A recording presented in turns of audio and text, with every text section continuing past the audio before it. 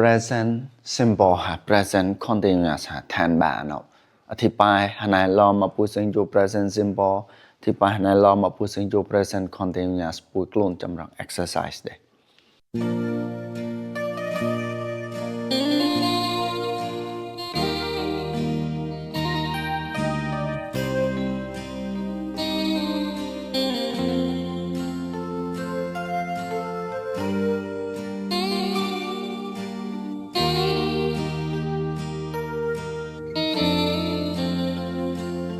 cái nhau thì rong trong example đây present simple ฮะ present continuous ฮะแทนแบบเนาะอธิบายให้นายลองมาพูดถึงอยู่ present simple อธิบายให้นายลองมาพูดถึงอยู่ present continuous พูดกลุ่นจำลอง exercise เด้แบบ tense บ้านเนาะก็ตีพูดต่อต้นเรื่องแล้วตัวมองห้ามสิก่อนมาละ present simple เลยตัวอย่า present continuous เลยตัวอย่าแบบบ้านเนาะน้องแต่ละปักป้องมาก้มให้ได้น้องแต่พอเราพูดกล่อราวlà để cung lên như cậu pong lên như cậu nông thể này lo sinh chua present simple này lo sinh chua present continuous cái lo bị cậu nông thể nhớ chu cho mà để nào nhỉ cái mua Jessie can't come to the phone because she gọi là was rồi à đấy anh nào có bữa thì chút màu rào vậy đó thì bài đây có present simple hay present continuous was her hair cái rong thì bài nó to nông thì một chút rào Jessie có Jessie can't come to the phone bây Jessie nó có được lên bè được lên hình ảnh phone nó quấy thì bài đây có để nên mà hình ảnh phone này mà tới tao không phone của pro mà tí được lên quấy thì bài có vậy can't come to the phone một bài được lên quấy rồi because hot nó có she washed her hair wash her hair nó có thể thì bài cắt mà cái đạp vậy thì bài bao món vui của bộ rong hot nó có để tao mà cô để cắt mà cái đạp to nó để phơi proเลยđược lớn rập phơi hụt quậy thì bài bằng cậu và bằng cậu nó để thì bài đây cái bé cắt mà cái đạp nó có tao mà luôn là cô tao bỏ present continuous bỏ hả cái đó là because she is washingผมnói là present continuous giờ ra hâm có tôi non tí because she was washing bỏ nhờ có hâm có present tí because she is washing her hair Jessie can't come to the phone because she is washing her hair Jessie có hôn nó có cắt mà cái đạp to nó tí lên hình này phơi nó hụt quay thì bà có ở bên nào có tí bé cút bên nào có tí để tao một bằng moral verb đó khán bài tê cái đó để tao mong present continuous tense tao mở khâu clone mà khâu bả mà cái mẫu gặp lòng với cha gặp lòng là Jessie wash her hair every other day also Jessie nó có để cắt mà cái đạp để wash her hair cái đạp để every other day hàm nông thì bài để bán ngô mò lòn của hàm cả vợ kha hàm ngô mò lòn mà để ngô nào tàu ngô gì tàu bu ngô gì chữ ly để tàu lòn ala để chữ ala để tàu lòn bằng gọi every other day hàm nông thì bu hàm chỉ bán ngô mò lòn thì bài có đó also every other day also thì bài đây có này nào để hàm cái thế như bây Jessie nó có cắt mà cái đạp bán ngô mò lòn also không thế bán ngô mò lòn xem một tí extra cả là lại tới bội ngô mò lòn thì bài bằng cả also này nào cả cái đó này nào nông tí nhưng every nó buổi chơi mà đã nông té luôn để luôn mà bằng man nông tí bên nào có thể present simple ra cái đó thì was có thể buổi chủ thọ bé singular form để washes Jessie có tao một singular nông tí Jessie washes her hair every other day also tao mẫu có Kathy sit usually có là gọi là sit adverb để cái usually in the front row nó tập buổi ham sẽ tán hả riêng hả during class khối ton hả tồn đã class nông tí như bra có tí để cháu tán hả có but cha cái có today nguồn nào có tí she said in the last row tí như bra có cháu món đó có tán ra ở tí cái tí rồi rồi nó thì nhau thì bài để usually bằng man để tham ta nông thì như brand nó có để cháu đó có tàn tạ có nông khôi tồn lâu thì giờ thì bên nào thì present simple bỏ bên nào thì set có ba singular đó usually cái thế Katie usually says but usually cái cho học là đó the adverb of frequency usually says in the front row during the class but chắc cái còn muốn ra she is sitting nhớ chút họ present continuous nào muốn ba đó nông tí bên nào có để tàu mà wow xiên bữa mới nó ra để tàu toàn muốn nào ra để tàu toàn là mò chút đó be present simple present continuous dan thi bài be new temporary tàu toàn mò chút the more of please be quiet ba cũng đó thì mong hạn nhỉ I try to concentrate nó có mà nhớ anh chọn mà toàn xem mà thầy đó mà nhớ anh chọn mong hạn nhỉ hàm mâu nào có ua hai chặt mà nhớ anh mà chọn ua nó hai chặt mà nhớ anh mà chọn ua nó thì bên là present continuous bro I am trying bro đó present continuous. You lock always the door to your apartment. The door to your apartment arang bé tay khan bê có. Nhớ để tao bấm prang saman when you leave. Bấm prang everywhere chả saman bảo đó. Lắp bí nông tì tắt mà ngay nông tì leave nông tì tắt nó khan nông tay khan hay cậu nông tì.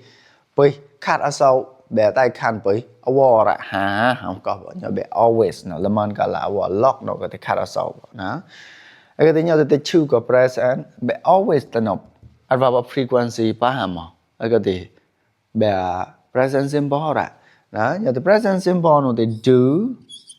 you, always lock. Like nào, do you always lock the door to your apartment when you leave? Lắp bị tên mà ngay nó thì tay khăn với bị khát sau wall ha, không có. Ở thêm hô có I wrote to my friend last week. Bắt tao nào có ua chu là lời cờ rõ ua. Mùa nè, không có bà chu là lời cờ rõ ua không có. She hasn't answered my letter yet. Thế cảm ơn nào bên nào có. Quê liên lời cờ ua nằm bù. Không có bà bên nào có. Kết lọt thì bài để lại. Nói nhau nào. I wait steer mong phơi. For a reply. Reply nào tại lời liền. Ua mang mà lời đã liền phơi bỏ thì bài cả bỏ mong nó mang mà phơi mang màu to nào mà không mang mong phơi thì bài cả bỏ đó cái đồng từ bên nào cái đồng từ cuối đó để sinh chùa cái present continuous I am still nào có cuối chủ thọ cái bà nó still waiting được làm bao nào I am still waiting for a reply bong hoặc là cái I'm still waiting for a reply không có mang món số bộ đẹp hơi không có món nào after 6 days of rain 6 days of rain không nói thì bài đẹp pro cứ to rau ngủ pro rau ngủ cứ to 6 days of rain pro quăng rau ngủ after pro crown nữa pro cứ rau ngủ to nói thì I'm glad my chót that the sun shine again today ngủ nào ngủ liền âm mặt on blow không có đó ngồi làm mà đồng loạt bên nào nó thấy that the sun is shining cái là cái present continuous nó bên nào có mẫu bà rau tí này nào có tí thì bà đấy hàm mới mà để cái liên chạ ngồi cái liên chạ mà toàn pro cứ lên máu quăng rau ngồi cứ lên mà chặt mới đó đã ngồi nào đã ngồi cả mà không có rồi every morning chúng ta khuyến phần nói gì the sun shine in my bedroom ngồi cả mà pon mà thì bà đi ngồi cái pon lệp ở đâu cả bé khăn tôi ủa bedroom window không được bé mà nó khát tăng đâu cái khăn tôi ủa and wake me up không được tại hàng ngư ủa bả ngồi cái pon tại ủa tôi nó ủa ngư thì bà hàng ngư thì bà cọp anh nhớ nó tí rồi every morning name là every name mà bà bé regular action alone man để tao không bấm no bỏ bên nào từ present simple bỏ the sun shine đó and nó the wakes me up được lên group present simple bỏ đó anh nhau nó tí exercise về present simple hay present continuous ha nó chít non chọc có tí giờ chú rồi present simple hay present continuous have lon okay nhau hay chít nào có rồi giờ hàm cái hàm có look it snow để gọi là gọi look hơi bới trong rong trong it snow nó có tập chi coi già này nào đó giờ là nam nó ta tập coi già nó ta tập chi snow thì bài để hoài câu ra khâu câu ra nông chào rong cho tập chi mỏng chào có tập chi mà nông thì bên nào một là present continuous tense đã nó look it is snowing rong cho tập chi mỏng ấy bây cái ham có it's beautiful chi mỏng this is the first time I've ever seen snow nhau chơi the first time lon la ora I ever seen snow u keng chơi tập lon la ora ham có thì it's no not in my country đó đơn qua tao chỉ bự nhọn ham sao mà nhà là đơn bù để tao mua bự bên nào nó để present simple rồi nhọn nó để bè Hà Lan sao mà nhà là